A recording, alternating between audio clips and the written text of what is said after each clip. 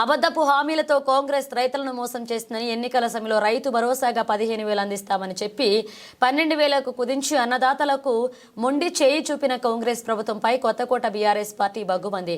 తెలంగాణ రాష్ట్ర రైతాంగం పక్షాన ప్రభుత్వానికి వ్యతిరేకంగా గళమెత్తింది. BRS party working president KTR పిలుపు మేరకు దేవరకద్ర మాజీ ఎమ్మెల్యే ఆల వెంకటేశ్వరరెడ్డి ఆదేశానుసారం వనపర్తి జిల్లా కొత్తకోట మండల కేంద్రంలోని సహాయ వ్యవసాయ సంచాలకుల కార్యాలయం దగ్గర నల్ల బ్యాడ్జీలు ధరించి గులాబీ దళం కదం తొక్కింది.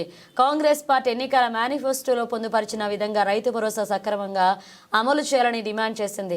ప్రభుత్వానికి వ్యతిరేకంగా నినాదాలు చేస్తూ కాంగ్రెస్ హామీ పత్రాలను దహనం చేసి నిరసన తెలిపారు.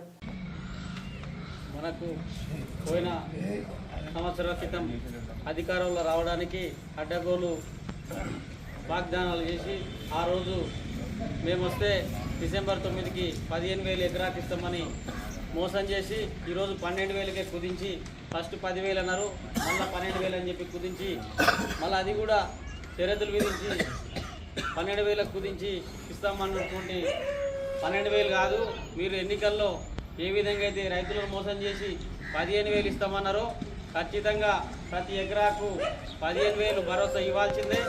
లేదంటే రాష్ట్ర వ్యాప్తంగా ఈరోజు టీఆర్ఎస్ అండగా ఉంటుంది రైతులకు. మేము ఆ రోజు అధికారంలో ఉంటే మేము ఎంత చెప్పినామో అంత వేసినాం.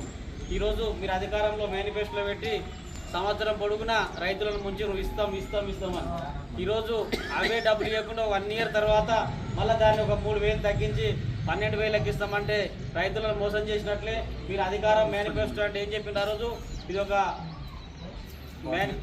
భగవద్గీత అన్నావు, అదేవిధంగా ఖురాన్ అన్నావు, బైబిల్ అన్నావు. ఈ మూడింటి మీద సమానంగా మా మేనిఫెస్టో అని చెప్పి ఈరోజు 15,000 అని చెప్పి ఈరోజు మళ్ళీ మొన్న 10,000 అని లీక్ ఇచ్చి ఈరోజు మళ్ళీ 12,000 క్యాబినెట్ల పీపీ కబుర్ అని చెప్పి 1 ఇయర్ ఒక సంవత్సరంగా రైతు బంధు ఎగ్గొట్టి ఈరోజు మళ్ళీ 12,000 వేస్తున్నందుకు బేషరతుగా రైతుల క్షమాపణ చెప్పాలి.